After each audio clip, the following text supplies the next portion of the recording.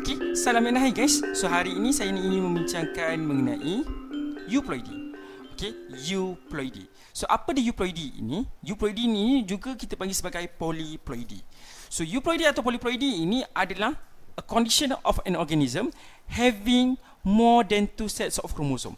So apa yang berlaku adalah dia mempunyai kromosom yang set kromosom yang lebih. Sama ada dua tu normal lah, 3 atau lebih.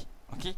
Di mana apa yang akan berlaku adalah euploidy atau polyploidy ini berlaku disebabkan oleh kromosom kita tak separate during gametogenesis. So gametogenesis ini sama ada spermatogenesis atau oogenesis, di mana dia berlaku banyaknya dalam tumbuhan berbanding animal. So tumbuhan berbanding animal ini, contoh dia macam yang kita bincangkan dulu dalam video yang awal sekali adalah pisang. Okey, pisang. Di mana apa yang berlaku adalah dia menghasilkan set of kromosom yang lebih, alright, di mana kita boleh panggil dia sebagai polyploidy. Polyploidy. So polyploidy ini ada banyak nama untuk set-set kromosom yang ada, seperti contoh 2N kita bagi sebagai diploid, itu normal lah. Kita ada nama untuk 4N kita bagi sebagai tetraploid, 5N pentaploid, 6N hexaploid, 8N octaploid dan 10N decaploid. So nama dia seperti nama macam kita namakan kita punya kata alkin, alkana, alkuna. Okey. So kalau anda pernah belajar lah dulu. Okey, kita ambil contoh satu, triploid. So macam mana triploid ini terjadi? Triploid ini terjadi disebabkan oleh gamet 2N ini dia fuse dengan normal gamet. Okey, 2N kahwin dengan N. Okey, so normal gamet adalah N. 2N ni digagal. So 2N gabung dengan N, tapi dia jadi satu organism yang 3N. Okey, so apa yang berlaku adalah kromosom ini disable to segregate during meiosis to produce a diploid gamet. So ini juga boleh menyebabkan berlakunya triploid, dan juga disebabkan oleh gamet from tetraploid 4N, dia pula fuse dengan diploid organism gamet iaitu 2N. So apa yang berlaku adalah tetraploid 4N, okey, so dia jadi 2N untuk gamet dia, dan diploid pula 2N dia akan jadi N. So 2N campur dengan N dia jadi 3N. So ini adalah contoh-contoh untuk triploid, di mana ini adalah penghasilan polyploidy. Okey, contoh yang saya ambil tadi adalah triploid. Okey, seterusnya yang kita nak tengok adalah untuk polyploidy ini dia terbahagi kepada dua jenis yang utama. Yang pertama sekali adalah autopolyploidy, dan seterusnya adalah allopolyploidy. So apa maksud auto dan apa maksud allo? Okey, secara simpelnya auto ni dengan diri sendiri ataupun spesies yang sama, allo different species. So bila sebut autopolyploidy, kita definisikan dengan bahasa yang mudah dulu.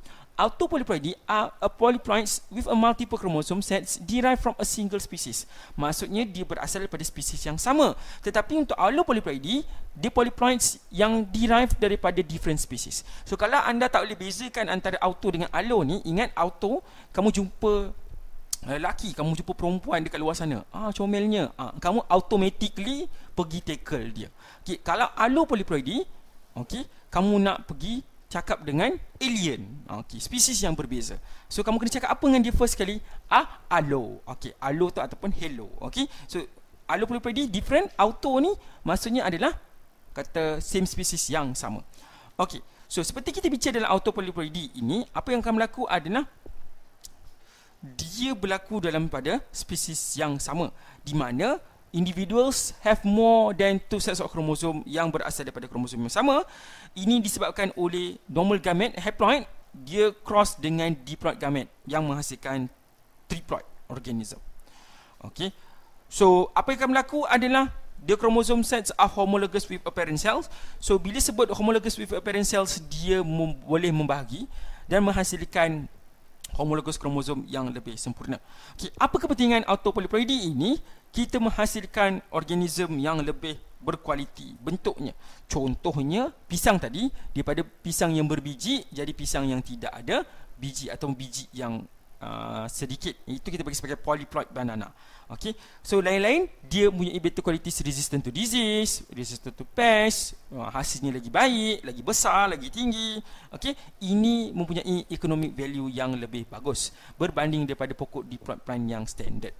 Okey, alright, seterusnya kita ada allopolyploidy, di mana apa yang berlaku adalah spesies A gabung dengan spesies B, jadi anak AB. So di mana anak AB ini, anak yang berbeza bentuk ini, dia juga boleh undergo replication.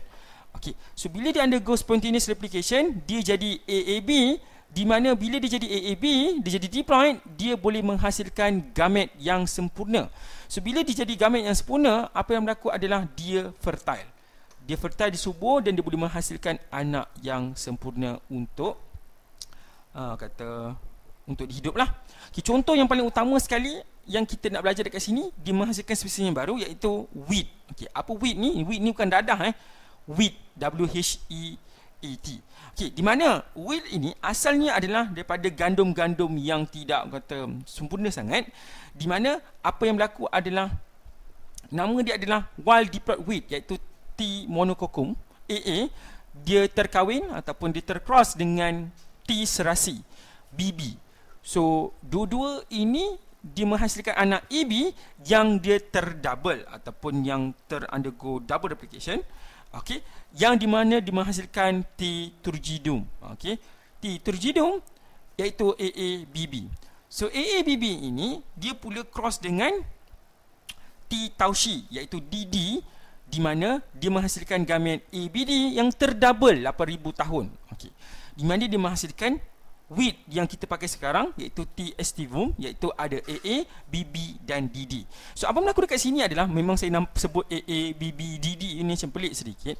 Kamu kena ingat proses ini, penghasilan organism mutation ini mengambil masa yang sangat lama. Kenapa dia mengambil masa beribu tahun untuk menjadi wheat yang ada sekarang? Dan mana mutation ini berlaku secara spontaneous, secara tiba-tiba, di mana dia mampu menghasilkan wheat yang kita makan sekarang. Proses ribuan tahun yang berlaku. Okey, alright, itu saja daripada saya untuk polyploid ini. Harapnya anda faham. Okey, terima kasih kerana menggunakan Okidoki with Mr. Po, okey, untuk memahami chapter 7 ini. So pada chapter seterusnya, chapter 8, kita akan belajar mengenai bioteknologi di dalam recombinant DNA teknologi. Sekian saja daripada saya. Sekian, Assalamualaikum warahmatullahi wabarakatuh dan salam sejahtera.